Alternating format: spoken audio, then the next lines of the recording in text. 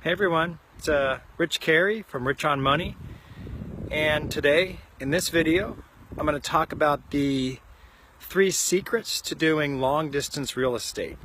And that is something that's difficult to do, right? A lot of people screw it up when they try, and I would say that a lot of people just don't try. But it's something that I have a background with. But I'm going to talk about the 3 best ways to do that, the 3 vital secrets to doing long distance real estate. In just a second. So for those of you that don't know me, and some of you may not, I'm not yet world famous, just working on it day by day. My name is Rich Carey from richonmoney.com, and I'm in the military. I've been in the military 18 years, and kind of what I've been doing and what I blog about is I've been doing real estate that entire 18 years. Been doing long distance real estate for 15 years. I've purchased 20 homes, used cash to purchase them, have no debt, and I've been doing most of that while overseas in the military. Currently you're looking at South Korea, and that's where I am right now. So anyway, while we're doing this video here, and if you like this and if you find it useful, please click on the little wow guy on Facebook, or a thumbs up, or a like, and definitely let me know where you're listening in from. I like to know where you're listening in from, and if you have properties, where they are, like what locations, or if you know where you want to buy, where that is as well. So anyway, now I'm going to get into it. The 3 steps, or my 3, I guess you could say, secrets to long distance real estate. Number one is, I think it'll be a lot shorter than number 2 and number 3.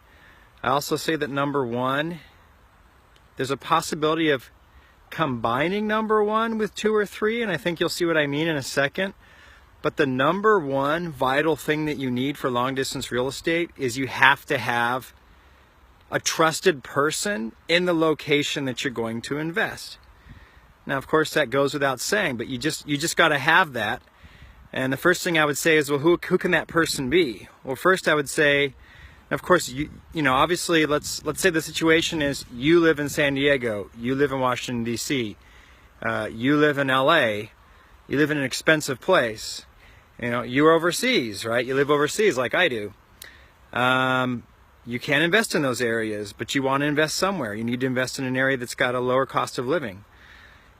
You just need somebody else that you trust, one person, to be physically in that location and do certain things for you. That could be a friend, a business partner, or a relative. And the main thing that you need them for, I would say that pretty much the main thing, the most important thing that comes up the most with needing a trusted person on the ground is probably remodeling properties and dealing with contractors. You're going to be hiring contractors to do these big expensive jobs, and you may be like hiring one, not working out, finding a new one, hiring that one, and then potentially spending a lot of money with these contractors. When they're done with the work, or even like halfway through the work, a quarter through the work, someone has to go and look at this work and make sure that it's not totally screwed up, make sure that everything's okay.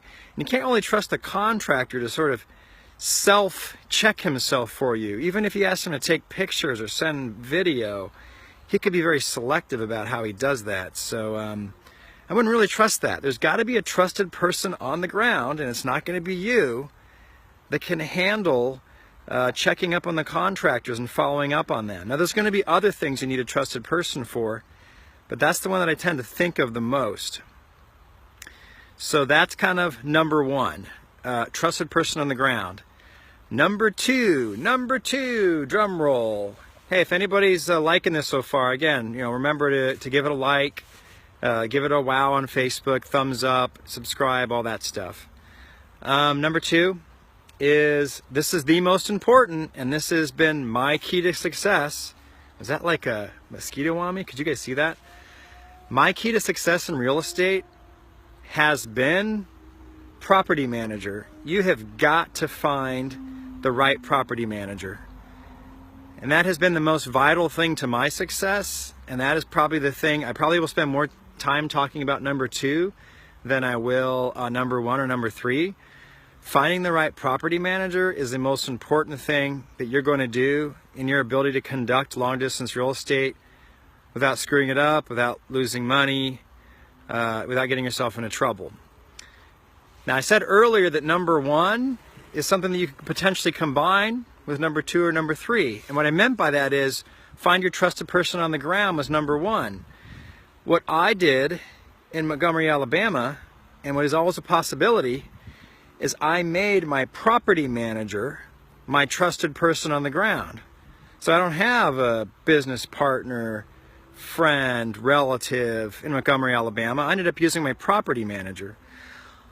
But the difference in my case is that I lived in Montgomery, Alabama for 10 months, so I was able to sort of vet and work with this person and build up trust with them and know that I could use them for that purpose.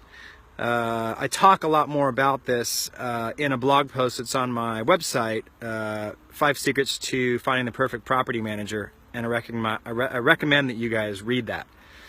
The reason that you need a property manager, what you need them for. In my case, I use them for what I talked about already. I use the property managers to supervise large rehab projects on houses that I buy. And this is not typical of what you hire a property manager for. Most property managers want houses move-in ready when you hand it over to them. But I was buying houses from overseas that needed lots of work, giving it to my property manager, and then they were overseeing all the rehab on it. They were finding the contractors. They were supervising, making sure that the work was getting done. If they had to fire a contractor, they'd do it. They'd rehire a new one. They took care of all that. They were actually able, even though they charged me a 10% premium on top of their own costs, it was still cheaper than me doing it myself because they just know more people and have more experience with contractors in the area. I mean, I can't beat the prices that they can find because of their own networks. I benefit from tapping into their network. Another thing that I use property managers for that's just priceless is knowing, and that you would think that this is something you would only use your real estate agent for, but it's making sure that you're buying the right house in the right neighborhood that's going to make a good rental. What I mean by that is, sure, your real estate agent's going to be giving you their advice on that, but they're sometimes a little bit biased because they just want to get that damn sale and get that damn commission. The property manager is the one that has to make sure that it rents out, and they don't make money unless you make money. So the property manager knows which neighborhoods rent well and which neighborhoods have problems. Not just which neighborhoods, but like which streets in which neighborhoods. And I would even go so far as to say that they'll even know which floor models, like which floor plans are good. You might find the right neighborhood, the right street. You've made an offer on a house. Your real estate agent loves it. The price is great. Your property manager goes and checks it, and they say, you know what? We have a couple houses like this that we manage, and I tell you what, the tenants hate it, and they just don't like renting this. I've had them say that to me, and I've backed out of those contracts, even if I lost a deposit on them. So that's the kind of thing that I use. One of the other things that I use a property manager for is making sure that I buy a house in the right area and making sure that it's going to rent well. So number 1 was making sure that you have a trusted person in the location that you're going to do real estate. Number 2 is making sure that you had a good property manager. What is the number 3 secret of doing long distance real estate? And that is the real estate agent. You got to have a real estate agent that is investor savvy, and I would also say the real estate agent has to be long distance investor savvy. And I'll sort of let you know what that means exactly. Most real estate agents, this is what they want. They want a buyer that is going to look at as few houses as possible and then is going to buy something as quick as possible so they can get that commission and they can move on to the next client as quickly as possible. Now that's a problem for investors because we want to look at lots and lots and lots of houses, like 20 or 30 or 40 or 50 before we end up buying one. And most agents would never want to do that. They wouldn't waste the time on something like that. Another thing that most real estate agents would never want to do and complain about a lot is they don't want to make really lowball offers on places. They get embarrassed by it, and it really rubs them the wrong way. And so most of them will really balk at that when you first do it. So if they don't understand how investing works, and they're just used to dealing with like newly married couples that are looking for their dream home, they're not going to work well with an investor. So you need to you can either find a real estate agent, or you can sort of train a real estate agent that ends up with the following qualities. A, this person is fine with making multiple lowball offers for you and not complaining about it. And that's a very important trait. B, this person needs to be willing to look at lots and lots of houses for you, right? You're not going with them. They need to look at them for you and take lots of extra pictures and extra video and answer like all these extra questions for you. And 3, they have to be able to understand what you're looking for as an investor. Again, because you're not a brand new married couple that is looking for their dream home to settle down in. You're looking for quite the opposite. You need to find something that is a house that's going to be something that you can add value to, right? You can add value to it when you buy it, and it may need a lot of work, and that's going to be something that's a lot different than what most real estate agents would be used to. So that's kind of what you need as a long-distance real estate investor, is that sort of. I see Jonathan Paz is watching. Hey, what's up? What's up, Jonathan? How you doing? That is what's important for a real estate agent that's working with you, and that's been sort of the third key to my success, is having that real estate agent. Again, I mentioned you either find one that's like that, or you find an agent that's willing to sort of learn from you and will flex with what you tell them. Now, if you have an agent that's not willing to do that, and they're just not listening to you, and they're fighting you on stuff, fire them. Change to a new agent. Hey, thanks. So again, if you found that this has been useful, make sure that you like it. Make sure that you give it a thumbs up or a wow.